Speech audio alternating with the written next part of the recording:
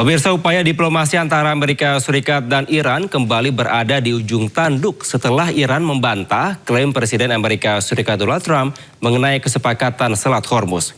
Pengamat Timur Tengah Hasibullah Satrawi menilai Iran alami trauma diplomasi akibat berulangnya janji yang dilanggar. Sementara Amerika Serikat juga terjebak trauma kegagalan opsi militer. Terima kasih Mbak Diandra. Saya rasa kalau pertanyaannya apakah Iran memegang kendali penuh kepada Hormuz, mungkin tidak sepenuhnya. Walaupun memang kontrol Iran terhadap Hormuz itu bertambah kuat.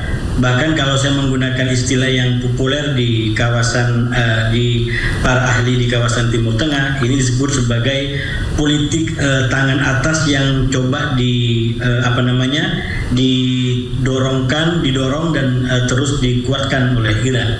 Yang terbaru dalam catatan saya Mbak Diandra, di sekarang hari ke-30 dari perang bab kedua atau hari ke-53 semenjak kesepahaman ditandatangani antara Iran dengan Amerika pada 18 Juni atau hari ke-163 dari perang di bab pertama dimulai dari 28 Februari, saya mencatat memang indikasi Iran semakin mengukuhkan politik tangan di atas itu makin kuat. Yang terbaru adalah indikasinya yaitu ketika yang pertama disampaikan Mbak Diandra, Iran mengatakan bahwa dia tidak berunding dengan Amerika tapi berunding dengan Oman, dan yang terbaru Iran memberikan syarat yaitu 6 syarat kalau kemudian Hormuz mau dibuka kembali. Jadi tahapannya kalau nanti kesepahaman di antara Iran dengan Oman dilaksanakan dan kemudian ingin Hormuz dinormalisir, maka Iran memberikan 6 syarat. Di antaranya adalah mulai daripada penghentian perang, lalu kemudian pasukan Amerika ditarik mundur dari sekitar Iran, lalu kemudian pencabutan sanksi, lalu kemudian pencabutan blokade, dan yang kelima adalah kompensasi, dan yang keenam adalah pencairan aset-aset Iran yang dibekukan. Nah, ini adalah fenomena terbaru atau indikasi terbaru yang bagi saya mengikuti perang ini semakin mengukuhkan betapa Iran memegang kendali sebagai pemegang politik tangan di atas.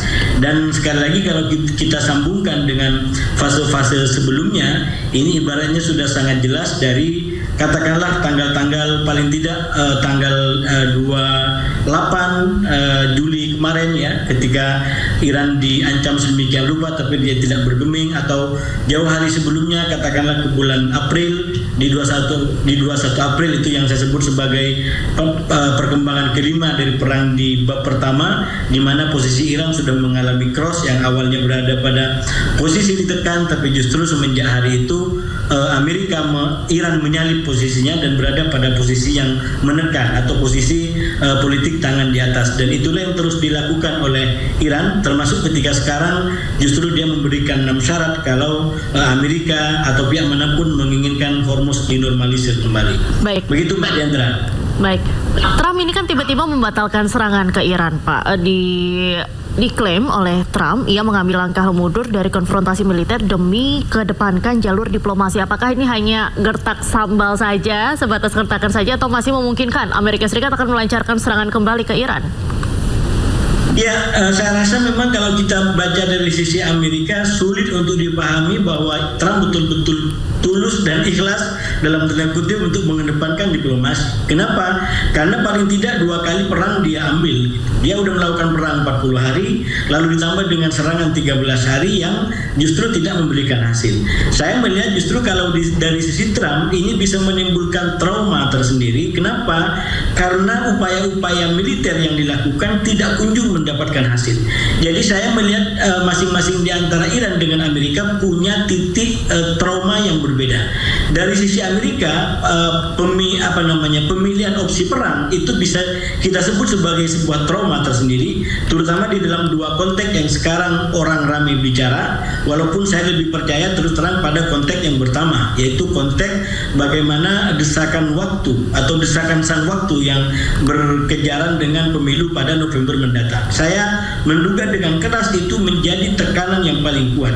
Nah, yang kedua, walaupun ini ramai dan saya juga memberikan kepercayaan walaupun mungkin tidak penuh, yaitu berkaitan dengan desas-desus tentang kurangnya amunisi ataupun rudal-rudal yang dimiliki atau persenjataan yang dimiliki oleh Amerika. Saya memberikan catatan tentang konteks kedua ini. Saya masih skeptis untuk betul-betul mempelajari bahwa data-data militer, data-data senjata dalam era perang seperti sekarang yang disampaikan itu benar-benar apa adanya. Saya terus terang ragu itu. Tapi sekali lagi karena ini adalah tinggi sekali, jadi mungkin itu adalah faktor kedua, walaupun memang tidak sekuat daripada faktor pertama, yaitu keterdesakan secara momentum menjelang pemilu selah. Nah inilah yang saya bilang tadi, kemudian membuat pilihan militer itu tidak berjalan lancar, bahkan menimbulkan trauma. Artinya apa? Kalaupun katakanlah Trump betul-betul mau mewujudkan ancaman yang dikatakan akan menyerang Iran dengan serangan lebih keras daripada perang dunia kedua, apa jaminannya bahwa itu akan mewujudkan apa yang dia mau? Baik terkait dengan katakanlah tujuan perang dulu rezim Cheng, atau mungkin sekarang mau membuka Hormuz, atau mungkin berkaitan dengan rudal-rudal Iran atau apapun. Saya rasa tidak ada yang bisa menjamin itu, dan itulah kemudian konteksnya. Kemudian Trump mencoba untuk memberikan diplomasi sebagai sebuah cara.